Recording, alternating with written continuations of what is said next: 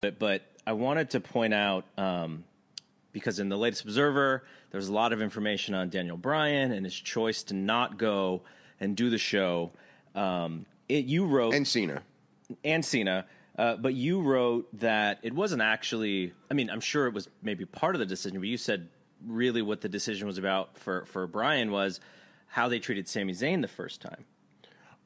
It was a couple of things.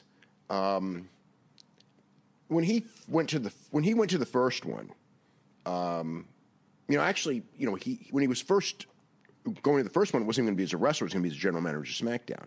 And they go to all countries. You know what I mean? It was not a issue. They go to the Middle East, so it wasn't an issue. He didn't really know anything, and I don't think he knew anything until it became real controversial in the last week or so. But he'd already committed. And not even the last week, but the last couple of weeks before the first show, there was a lot of controversy. And like a lot of the guys, and he wasn't the only one, there were a lot of guys on the first one who, I mean, hell, I didn't know that much about Saudi Arabia until people started sending me articles. I mean, it's so a lot of people learned a lot of stuff back in April because this was, this was very much questioning the decision. So by the time he went there, it was, I mean, again, I'm not in his brain. I don't know exactly, but he and many others very much were questioning it by the time they went there. And then for him, I think the two key things were, number one, it's like, I think that they all kind of were like, okay, we can go with the idea that in time women are going to get more and more prominent, which they will. They're sort of allowed to drive now, although the women who protested, in trying to get the driving are all in jail. But I mean, there's, you make whatever, you're working for the company and you're not in a war yourself. And, it's really not your issue. But I think that what nailed it for him was when he went is number one, again, the guys that went didn't know what the story was. They just thought they were going for a wrestling show. They didn't know they were a propaganda arm for the Saudi Arabian government. Nobody knew that going in. I mean, maybe the top guys, maybe Triple H knew, but I'm sure even like Kurt and those guys didn't know. But you got to do what you got to do. He's there. They're trying to get him to say good stuff. He's already read the stuff, so it gets very uncomfortable. Mm-hmm. But that's not why you're not going to the show. But yeah, the thing is that when they didn't let Sami Zayn come, and the thing with Sami Zayn too is, and this is always like WWE. They're so what's the word I'm looking for? I don't want to say they don't have any balls, but you know what I mean? Is that probably the way to put? Because it's like the whole thing with Sami Zayn, how they slinked away from it. You know what I mean? It's not like they to this day they won't admit what happened. Right. And like in this whole thing of okay, they went to Saudi Arabia, but for weeks they won't mention Saudi Arabia on TV, mm-hmm. and on this whole show they never tell you it's from Saudi Arabia. It's like, we're going to do it, but we're going to back off at the same time, and it's kind of like whatever. So anyway, so Sami Zayn wasn't allowed to go. So to him, that's racism. Mm-hmm. So that was a line he couldn't cross, and the other one was that the treatment of gays in Saudi Arabia, when he found out about that, that's another line he couldn't cross. So that was the reason that he didn't go, even before the Khashoggi thing.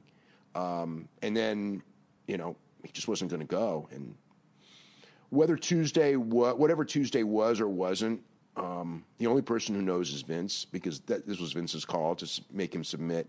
All I know is that I know Vince's mentality about babyfaces submitting on television.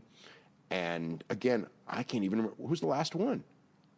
A top babyface to submit. And I know some people go, oh, he's not a top babyface, he's a mid-card guy. Which, in fact, if you watch the booking, he kind of is.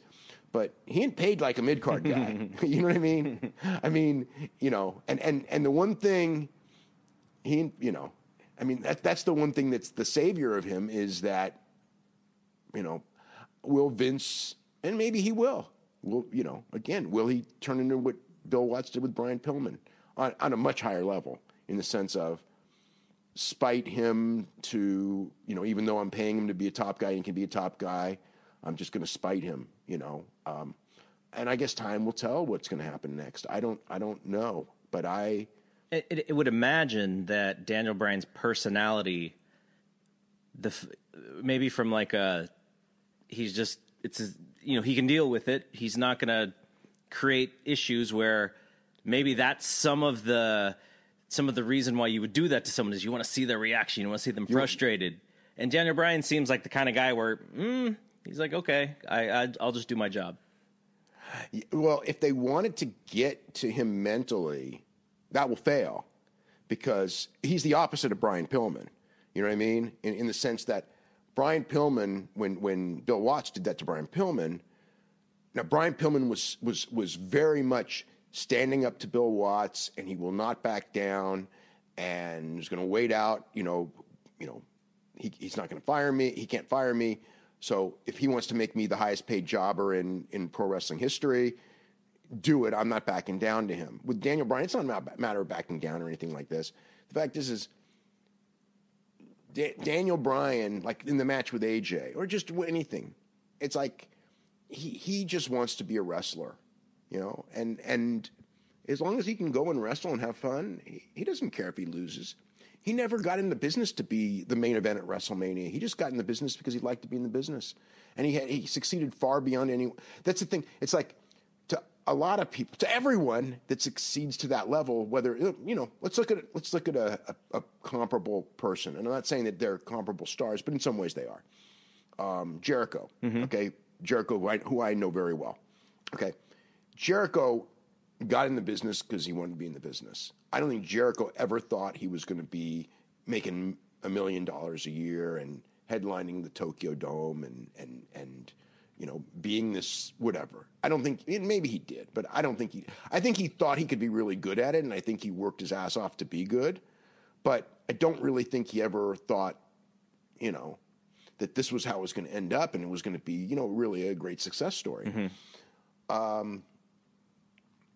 But at a certain point, when he became a big success story, he thought of himself as a big success story, and he didn't use what I thought when I'm 25 years old, you know what I mean, to be now. Whereas with it's like he had the ego of when he became a superstar, he got the ego of a superstar, just like Brett, or Ric Flair or anybody, When they became Daniel Bryan, when he became super hot, I think that he understood that he was a hot star, but I don't think he ever developed the ego that every single other person, with no exceptions, sometimes people will point to guys and go, oh, like they're this and this. And it's like, with no exceptions, not Bruno Sammartino's not an exception, even though he was a great down to earth guy. Bruno Sammartino absolutely had the ego of a superstar. Is there anyone who was top who really didn't? I can't come up with one, except for Bryan Danielson is the one that I would say is like, he's the one guy where if you want to, beat him down, he'll just be happy. He's just happy to be a wrestler, and it's like he's he's a minimalist as far as like, he doesn't need a fancy car. He doesn't need $1 million home or $2 million home. You know what I mean? Even though he's like a superstar, he doesn't need to wear the nice clothes and behave like every single other person in that situation would do.